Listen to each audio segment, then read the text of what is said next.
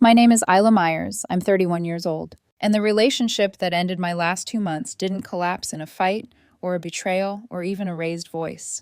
It ended with a question. We were walking out of the restaurant, one of those places with soft lighting and polished concrete floors, the kind that tries very hard to feel important. The valet stand was busy, people laughing, keys clinking, engines humming. Normal. Comfortable. Jason stopped before we reached my car. He looked at it for a second longer than necessary. Then he turned to me and said casually, like he was asking the time, "Is this a rental?" I didn't answer right away. He added, smiling thinly, "Because if it is, I'm not really interested in wasting my time." That was it. No yelling, no scene, no dramatic pause with violins in the background. Just a sentence that told me everything I needed to know about how he saw the world, and me inside it. I looked at him, really looked. The tailored jacket, the practiced confidence, the way his eyes were already calculating what I might say next. I smiled. "Good night, Jason," I said.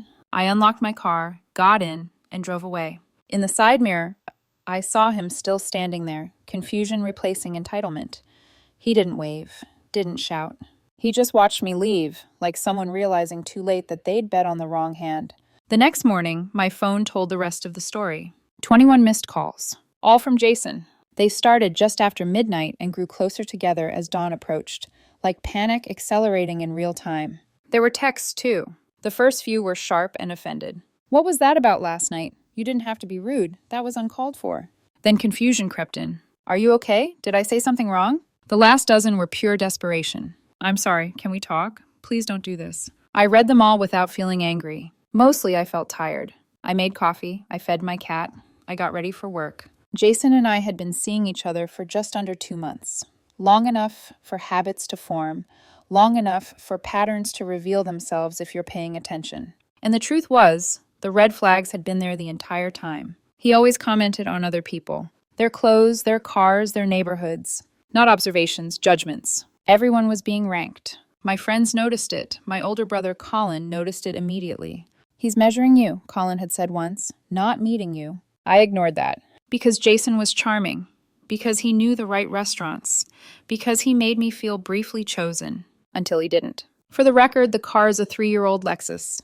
Clean, reliable, paid off. Mine, but it was never about the car. It was about the moment I realized that to him, I was only valuable if I fit a certain image, and that image could be revoked at any time. That realization settled quietly in my chest as I drove to work that morning.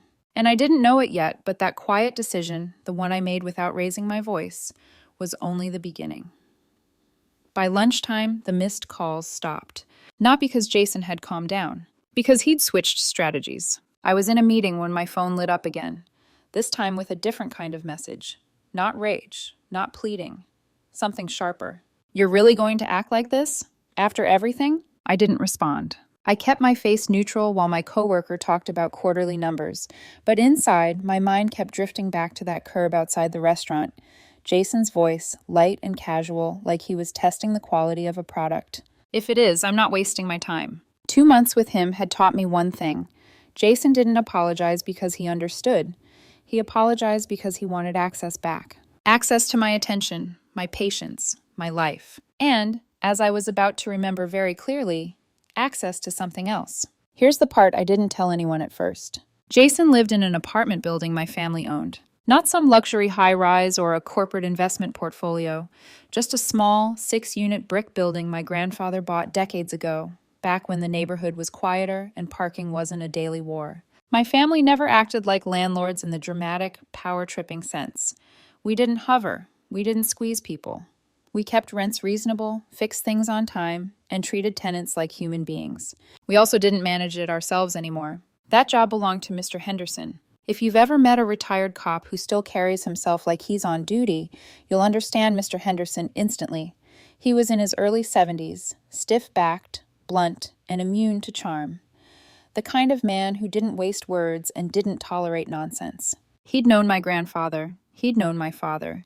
He'd known me since I was a kid with scraped knees and a permanent attitude. When Jason was looking for a place a couple months back, he'd complained nonstop about prices, about standards, about how he refused to live somewhere that didn't match his image. And like an idiot, like someone still trying to prove she was worth staying with, I'd pulled strings. I asked Mr. Henderson to give him the friends and family rate. It was a verbal favor, not written into his standard lease, nothing illegal, just a discretionary discount. About $400 a month off market. At the time it felt small, kind even. Now it felt like a quiet humiliation I'd handed myself. That afternoon, I sat at my desk long after my coworkers left for lunch. I opened my email, searched the old thread from when Jason first moved in, and found it. A message from Mr. Henderson titled, Lease, Unit 4A, signed. I clicked the attachment. And there it was. Jason's name, his signature, the standard clauses. Clean, impersonal, official. I read it slowly, not like a woman in her feelings, but like someone finally treating the situation like what it was. A loose end. 10 minutes later, I called Mr. Henderson. He picked up on the second ring. "This better not be about that boyfriend of yours complaining again," he grumbled. I could hear a TV in the background. Morning news, probably. Last time he called me, he acted like the building owed him a view. I didn't smile, but something in my chest loosened. "It's Isla," I said. "Got a minute?" "For you, always." His voice shifted, still tough, but warmer. "What's going on?" "It's about Jason," I said, keeping my voice steady. "We're not seeing each other anymore." A beat of silence. Then, "Well, took you long enough." I exhaled slowly. "I need you to do something for me," I continued. "I need you to bring his rent back up to the full market rate, effective at the earliest possible date, according to the lease." Another pause, longer this time. "You sure?" he asked, and it wasn't doubt. It was him checking that I meant it, that I wasn't calling in a storm, only to regret it when the weather cleared. "I'm sure," I said. "The discount was a personal favor. It's over." Mr. Henderson's tone turned business again, like a switch had flipped. "All right.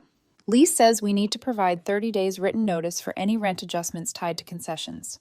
I heard papers shifting, like he already knew where the clause was without looking. "I'll draft the notice today. Section 4B, rent and other charges. It's boilerplate, but it's solid." He paused. "I'll date it today and post it on his door this afternoon." "When does it take effect?" I asked. "November 1st, he said. "That's the first clean cycle after notice." "Thank you," I said quietly. "I appreciate it." "Don't mention it," he replied. Then, more softly, like a man admitting something he didn't say often. "Never liked him." I blinked. "He always acted like he was doing me a favor by paying rent," Mr. Henderson continued. "Which, by the way, he's been late twice. Not egregious, but enough to tell you what kind of man he is." Late twice. I filed that away. We ended the call, and for the first time since that curb outside the restaurant, I felt something close to relief. Not joy. Relief. A problem identified. A solution executed. No drama required. That evening, I made dinner and tried to settle into something normal. I put on a movie. I let the quiet of my apartment fill up the space Jason used to occupy. At around 7, my phone buzzed. A text. From Jason. "You've got to be kidding me." I didn't move. Another buzz. "A rent increase? Seriously?" Then another. "This is because of last night, isn't it? You're doing this to punish me." Another. "This is insane." I watched the movie like I hadn't heard anything. A minute later, he called. I let it ring until it stopped. Voicemail came through immediately. I played it. His voice wasn't apologetic anymore. It was sharp, loud, unfiltered. He accused me of being petty, vindictive, cruel. He said I was trying to make him homeless. He said the extra $400 a month would ruin him. It was theatrical, like he was performing for an invisible audience. When it ended, I deleted it. The silence returned like a blanket. 2 days later, the next front opened. Our mutual friends. A guy named Dylan had introduced us. Trivia nights, barbecues, birthdays. Jason had slipped into the group like he belonged there, like he'd always been part of my life. Thursday morning, my phone buzzed again. A message from Dylan. "Hey, what happened with Jason? He's blowing up the group chat saying you went psycho." I stared at the screen for a moment. Of course he was. Jason didn't lose quietly. He needed a story where he was the victim and I was the villain. I typed back. "I didn't go psycho. I ended a date. That's it. Ask him why." Dylan replied, "He's saying you abandoned him in a bad neighborhood at night and have been harassing his landlord." I actually laughed, one short, humorless sound. Harassing his landlord. Mr. Henderson was 70 years old and had once scolded me for sitting on the hood of my grandfather's car when I was 12. If anyone was being harassed, it wasn't Jason. I texted back. I left him outside a 5-star restaurant in the safest part of the city after he insulted me.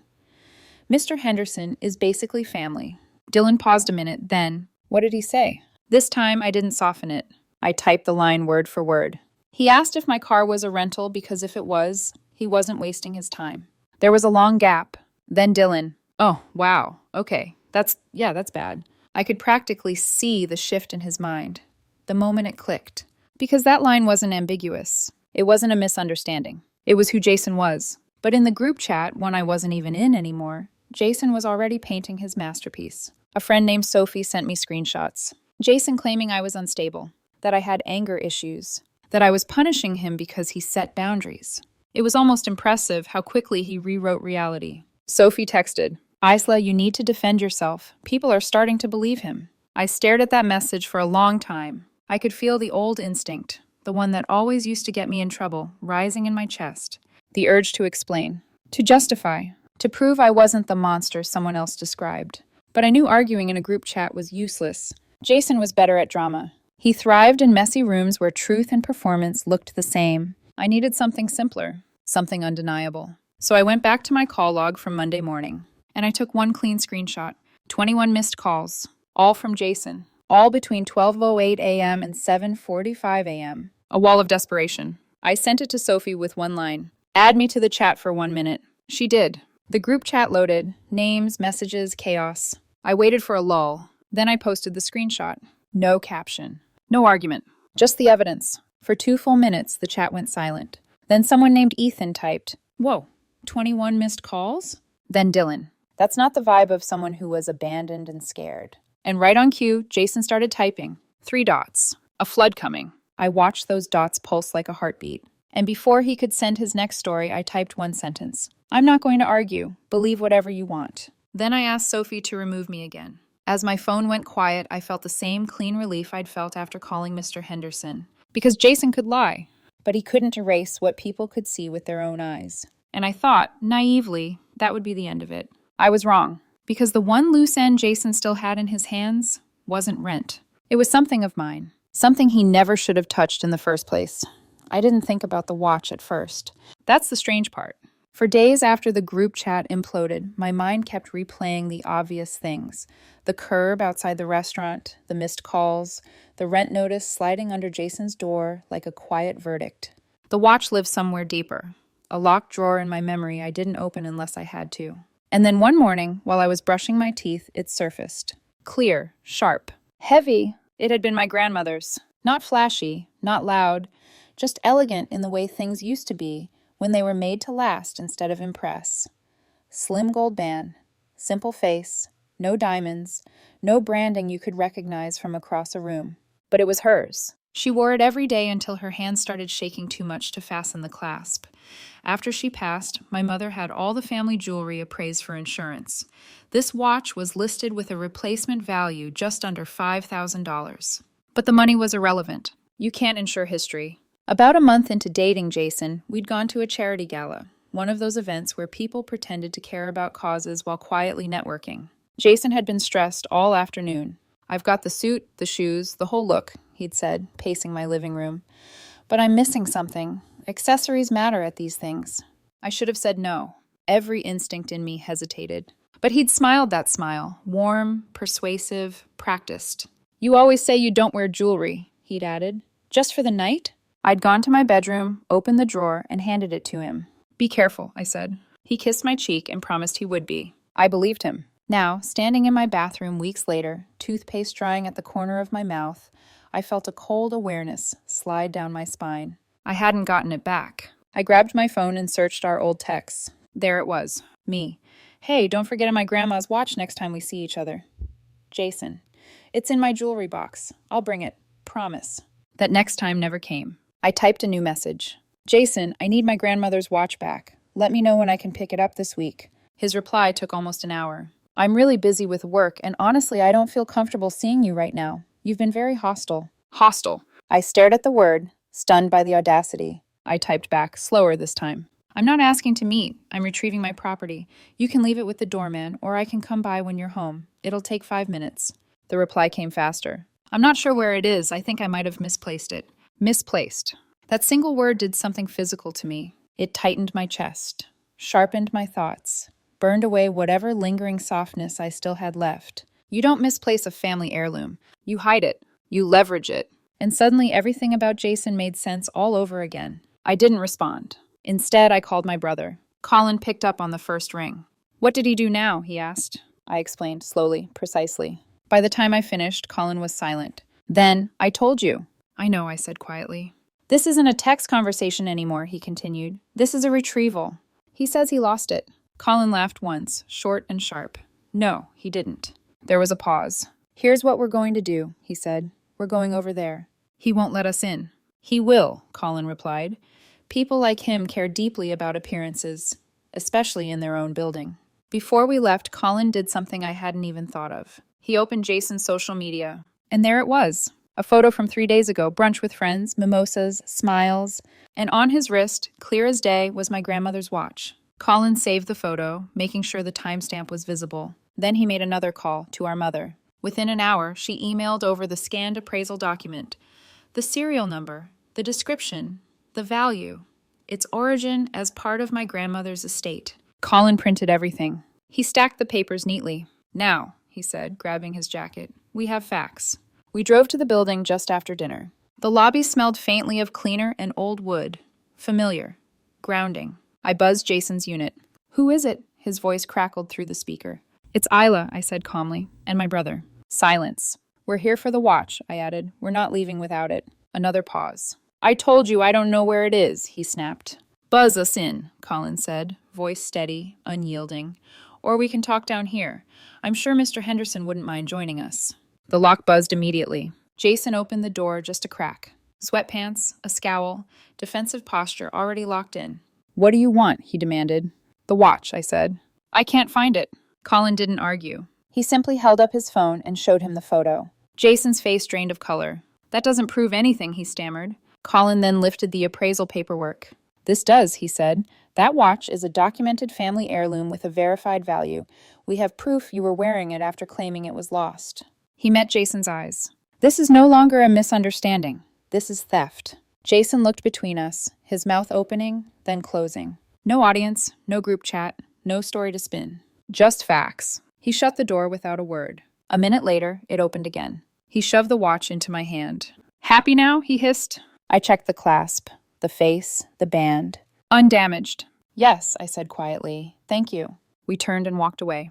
I didn't look back. The weight of the watch in my pocket felt heavier than gold. It felt like an ending, or so I thought. For a while after that night, everything went quiet.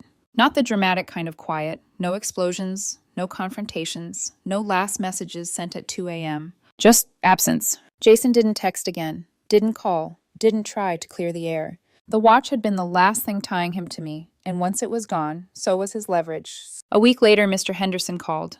"Just giving you a heads up," he said. Jason didn't renew his lease. I leaned back in my chair, phone pressed to my ear. "Did he fight it?" I asked. Mr. Henderson snorted. "Oh, he tried, complained about the rent increase, threatened legal action, the usual noise." "And?" "I pointed to the lease he signed," Mr. Henderson said calmly. "Explained the notice period, the clause, the math. Told him I was acting on the owner's instructions and following the contract." I could picture it perfectly.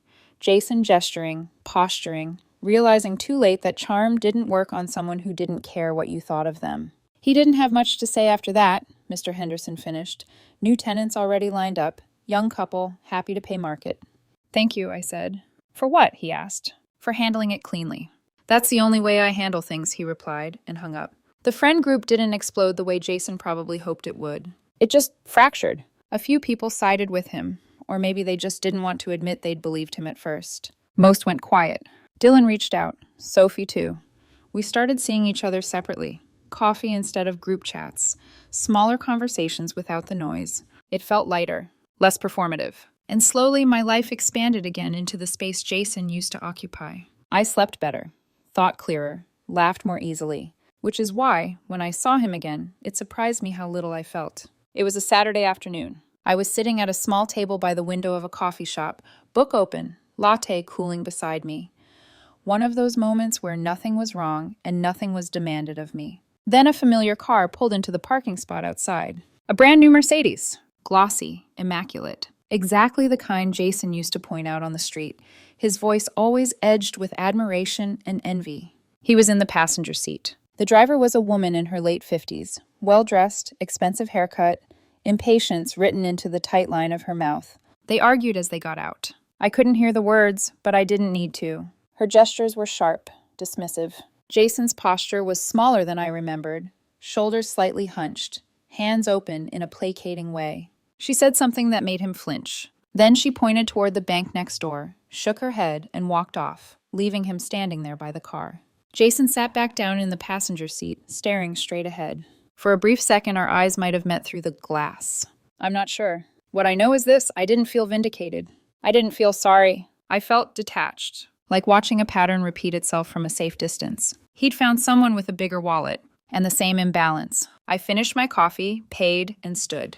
To get to my car, I had to walk right past the Mercedes. Jason was looking down at his phone now, jaw tight, scrolling like someone searching for reassurance that never quite arrives.